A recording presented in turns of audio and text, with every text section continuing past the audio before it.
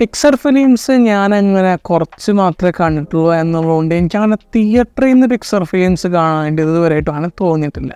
എന്നിരുന്നാൽ പോലും എങ്ങനെയോ ഈ സിനിമ കണ്ടു, ഇൻസൈഡ് ഔട്ട്. അപ്പോൾ അതിനെ കുറിച്ചിട്ട് സംസാരിക്കാം. So let's get started. ആദ്യ ഭാഗത്തെയും പോലെ തന്നെയാണ് ഈ ഒരു സിനിമ വന്നിട്ടുള്ളത്. ചെറിയൊരു ഡിഫറൻസ് എന്താണെന്ന് വെച്ചാൽ കുറച്ചും കൂടി ക്യാരക്ടേഴ്സ് വന്നിട്ടുണ്ട്. ബാക്കി പരിപാടികളൊക്കെ അതുപോലൊക്കെ തന്നെയാണ്. ഈ സിനിമ ട്രെയിലർ ഞാൻ ഒരു 2 വീക്ക് മുന്നേ തിയേറ്ററിൽ നിന്ന് കണ്ടപ്പോഴത്തേക്കും എനിക്കതിലങ്ങനെ കാര്യമായിട്ടൊന്നും ഫീൽ ചെയ്തില്ല. ഇപ്പോൾ പിക്സർ ഫിലിംസൊക്കെ ഹോട്ട്സ്റ്റാറിൽ നിന്ന് കണ്ടിട്ടുണ്ടെങ്കിൽ പോലും തിയേറ്ററിൽ നിന്ന് ഇതുവരെയായിട്ട് കണ്ടിട്ടുള്ളൂ. അപ്പോൾ അതിൻ്റെ ഒരു എക്സ്പീരിയൻസ് വേറെ അല്ല. എന്നിരുന്നാലും ഞാനിങ്ങനെ വീക്കെൻഡിൽ വരുന്ന സിനിമകളുടെ ലിസ്റ്റൊക്കെ എടുത്ത് നോക്കിയപ്പോഴത്തേക്കും ഇത് വരുന്നുണ്ട്, അത് കാണണോ എന്നുള്ളൊരു കൺഫ്യൂഷനെ കഴിച്ചപ്പോഴത്തേക്കും ഇനിയിപ്പോൾ എന്തായാലും ഇതിൻ്റെ ഫസ്റ്റ് പാർട്ട് കണ്ടിട്ട് അത് ഇഷ്ടപ്പെടുകയാണെങ്കിൽ ഈ ഒരു വേർഷന് പോവാം എന്നായിരുന്നു ഞാൻ ചിന്തിച്ചത്.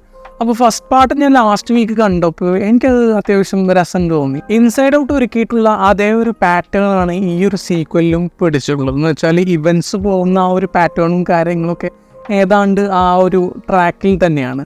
പക്ഷെ എന്നാൽ പോലും ഇതിൽ അഡീഷണലായിട്ട് ഈ ഒരു സീക്വൽ വരുമ്പോഴത്തേക്കും കുറച്ചധികം ക്യാരക്ടേഴ്സ് വരുമ്പോഴത്തേക്കും അതിൻ്റെ ഒരു ഡിഫറൻസ് ഈ സിനിമയ്ക്ക് ഉണ്ട്.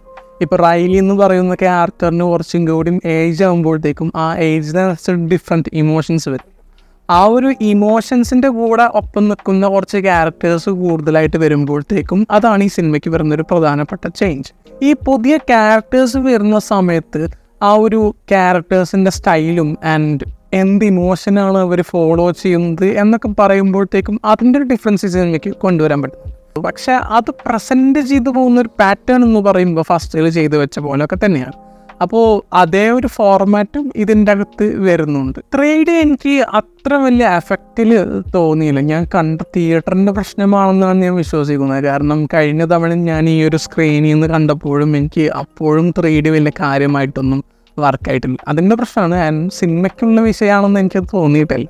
സീക്വൽ എന്ന് പറയുമ്പോഴത്തേക്കും ഞാനങ്ങനെ ഫസ്റ്റ് പാർട്ടിനേക്കാളും കിടിലമാവണം എന്ന് പറയുന്ന ആ ഒരു നിർബന്ധം ഞാൻ വയ്ക്കില്ലെങ്കിൽ പോലും ഈ ഒരു സിനിമ എന്ന് പറയുമ്പോഴത്തേക്കും ഫസ്റ്റ് പാർട്ടിൻ്റെ അതേ ഒരു ലെവലൊക്കെ തന്നെയാണ് എനിക്ക് തോന്നുന്നത്. അതേ ശൈലിയും കാര്യങ്ങളും അങ്ങനെയൊക്കെ ഓവറോൾ പറയുമ്പോൾ അത്യാവശ്യം ഡീസൻ്റ് ആയിട്ടുള്ള സിനിമയായിട്ട് തന്നെയാണ് ഇൻസൈഡ് ഔട്ട് എനിക്ക് തോന്നിയത്. ഓക്കെ, അപ്പോൾ മറ്റൊരു വീഡിയോ ആയിട്ട് പിന്നെ വരാം. Bye guys.